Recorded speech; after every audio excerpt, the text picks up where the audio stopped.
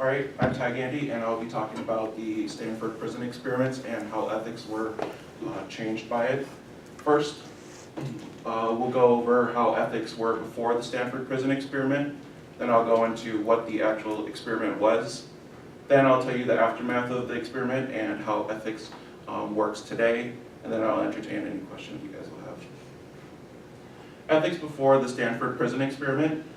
So we have the Association of Consulting Psychologists, the ACP.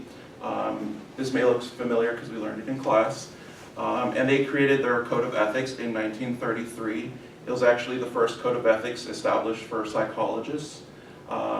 It basically set a standard of excellence for psychologists who were a part of this association.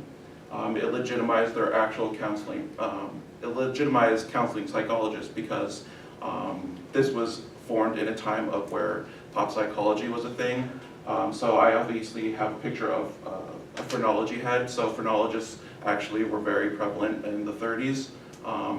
And at this time, basically anyone who considered themselves a counseling psychologist called themselves such. So there wasn't any type of licensure types of things. And that's what the ACP was mostly concerned with, licensure, graduate work, and certifications.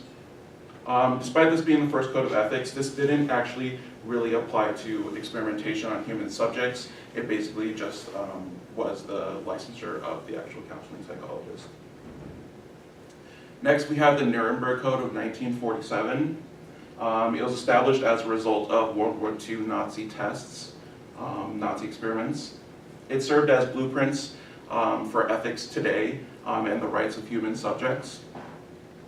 10 essential guidelines were created by American judges during the doctors' trials.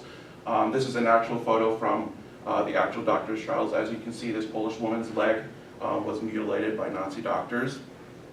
And some of the key points from it are consent is essential, so obviously the person being experimented on needs to give their consent. Another major point was that it had to avoid physical harm / mental suffering. And then lastly, liberty to stop at any time, so the subject, if they felt uncomfortable, had the opportunity to leave the project. Next, we had the American Psychological Association, APA. That should sound very familiar to you guys. They created their own set of ethics in 1953, and it's actually still being used today. The last revision to the Code of Ethics was actually in January of 2017, so very recently. It had 10 major sections, and one section was originally dedicated to research. So out of the 20-page document, a page was actually only dedicated to research methods. This is a line from the actual text, and it reads, "Only when a problem is significant and can be investigated in no other way is the psychologist justified in exposing human subjects to emotional stress or other possible harm." Upon reading the most recent revision of the ethical standards, I actually cannot find that line, so it was obviously taken out for obvious reasons. So what exactly was the Stanford prison experiment?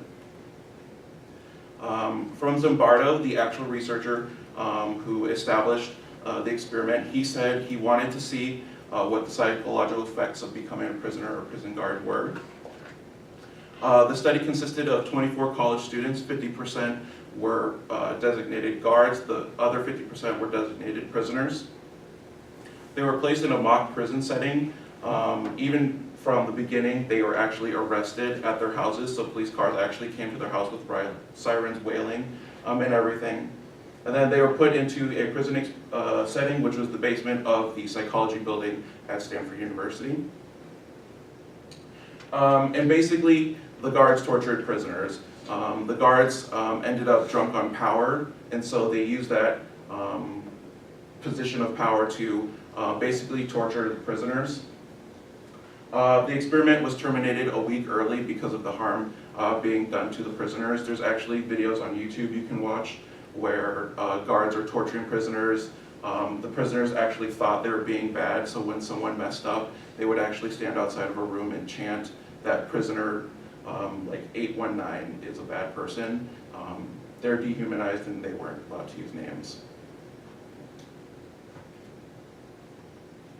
So after the Stanford prison experiment, it highlighted deficits in monitoring ethical guidelines. This document right here is the actual research document submitted by Zimbardo to the college's research board. It was approved. So he didn't go into this blindly. The research board of the university that he worked at actually approved the experiment. And so seeing the results of how this experiment played out, new requirements were imposed upon review boards to begin imposing upon the researchers. And then we have the Belmont Report. The Stanford prison experiment, along with several other controversial studies, led to the National Research Act of 1974. One of the products of this research act was the Belmont Report. It had 3 main points, and they are respect for persons, beneficence, and justice. This may look familiar to you, as it is taught in most of our research methods and experimental psychology classes here on campus. Also a result of the National Research Act of 1947 was the National Commission for the Protection of Human Subjects. Is also a result right there. It later turned into the National Institutes of Health. The National Institutes of Health actually existed before this, but never before were they actually concerned with human subjects as they were after the Research Act of 1947. As a result, they created the Human Subjects Training. I believe everyone in this room actually holds a certificate from the NIH regarding Human Subjects Training. And within that training, you guys also learned about the Belmont Report as well. So this is actually a standard across all research and review boards in most of the states in America. And then we have the Institutional Review Board, the IRB. IRB approval is a requirement to conduct studies. Morningside College has the IRRB, which is the Research Review Board. These review boards heavily influenced by the acts of unethical experiments, like the Stanford prison experiment. And actually, in most states, conducting research without IRB approval is actually a federal offense, as well as punishments imposed upon by the institution in which the approval was given or not given. And I like to use the example of this guy right here. His name is John Money. He conducted an experiment in which he made a pair of parents actually change the gender of their child without their knowledge. So don't be like him. That was not approved by the IRB board.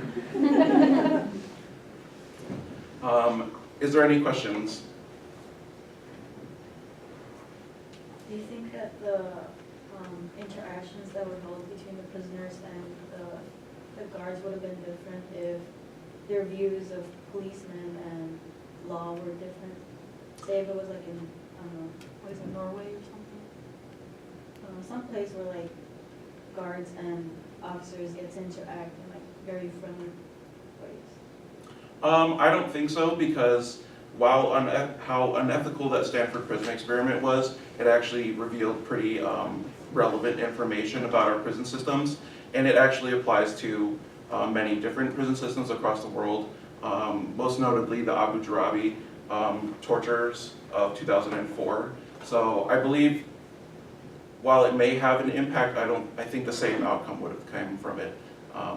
The power would have just been too much for the guards.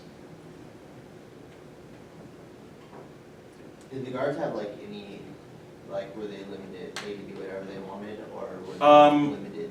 Basically, they were given very little instruction or very vague instructions, but all the actual torture that happened was outside of the actual research, so it was done mostly at night, in which they didn't think anyone was observing them. So while there was implications of actually do not harm them, that was ignored when they thought that they weren't being observed.